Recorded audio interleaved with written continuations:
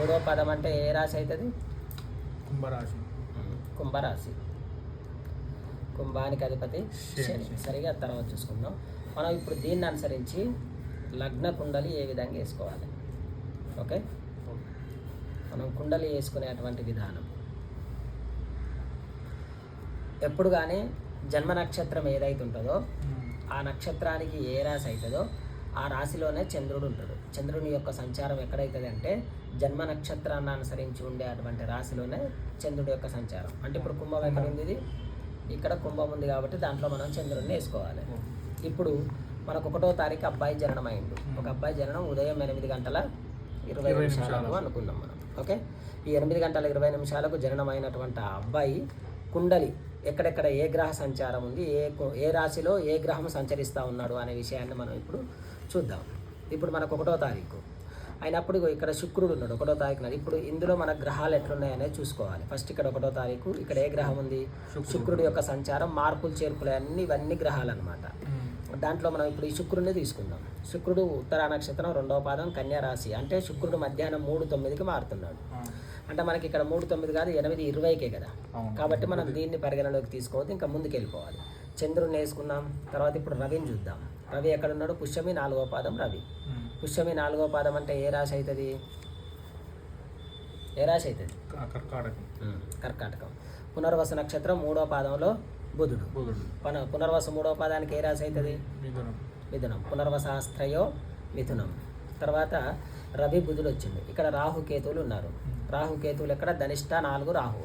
ధనిష్ట 4 అంటే ధనిష్టార్థం మకరం, 3-4లకు ఏమవుతుంది? కుంభం అవుతుంది.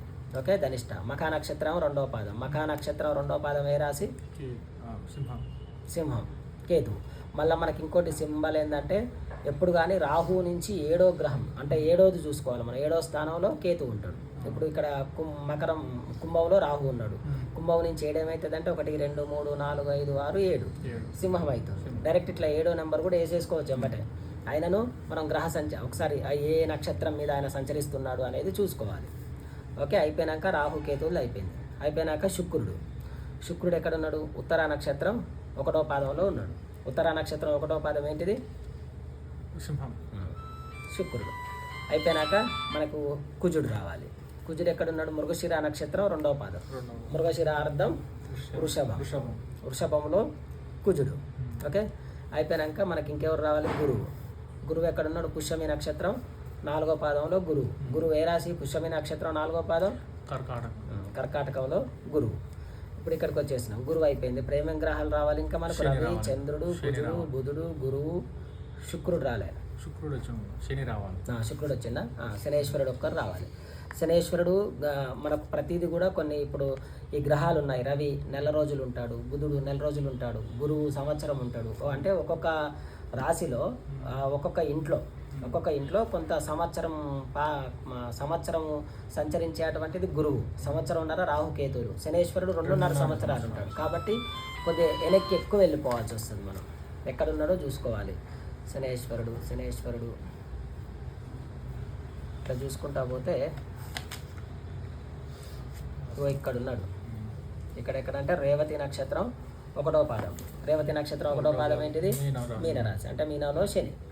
ఇప్పుడు మనకు రవి, చంద్రుడు, కుజుడు, బుధుడు, బృహస్పతి, శుక్రుడు, శనేశ్వరుడు, రాహు, కేతు. ఇప్పుడు 9 గ్రహాలు వచ్చినాయి. ఈ కుండలి మనం వేసింది కరెక్టా కాదా చూసుకుందాం. ఇప్పుడు ఇక్కడ ఆల్రెడీ కుండలి వేసే ఉంటుంది. అయినను మనం నేర్చుకోవాలి. అంటే మనం వేయగలగాలి. ఇప్పుడు ఇందులో 8వ నెల మనం పోతాం. ఇప్పుడు 1వ తారీఖు అంటే మనకి 2 రోజులకు ఒక కుండలి వేసి ఉంటుంది. ఇది 31వ తారీఖు ఉంది. 1వ తారీఖు కూడా ఇదే కుండలిని మనం చూసుకోవాలి.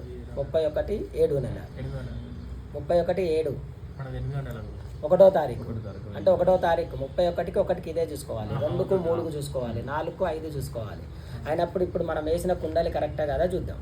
ఇప్పుడు ఇది మనం వేసిందేమో సవ్యం. ఈ కుండలి ఉండేది అపసభ్యం ఉంటుంది. బుట్టేవారి పంచాంగంలో అపసభ్యం ఉంటుంది కుండలి. ఇప్పుడు మనం ఇది మేషం ఖాళీ ఉంది కదా. వృషభం కుజుడు వచ్చిండు. మిథునం బుధుడు. తర్వాత కర్కాటకం రవి బృహస్పతి. తర్వాత సింహంలో శుక్రుడు. తర్వాత కన్య ఖాళీ ఉంది. తులా ఖాళీ ఉంది. వృశ్చికం ఖాళీ ఉంది. ధనస్సు ఖాళీ ఉంది. మకరం ఖాళీ ఉంది. కుంభంలో చంద్రుడు రాహు. మీనంలో శనేశ్వరుడు. అంటే మనం వేసినటువంటి కుండలి అనేది దీన్ని చూడకుండా ఇక్కడ ఏ డేట్ అవుతుందో ఆ డేటును అనుసరించి కుండలి వేయగలగాలి. ఎట్లా వేయాలి అంటే ఇప్పుడు నేను చెప్పినటువంటి ఈ ఫార్ములా దీన్ని అనుసరించి కుండలి వేసుకోవాలి. ఇప్పుడు మనం దీనికి లగ్నం కనుగొందాం. ఓకేనా?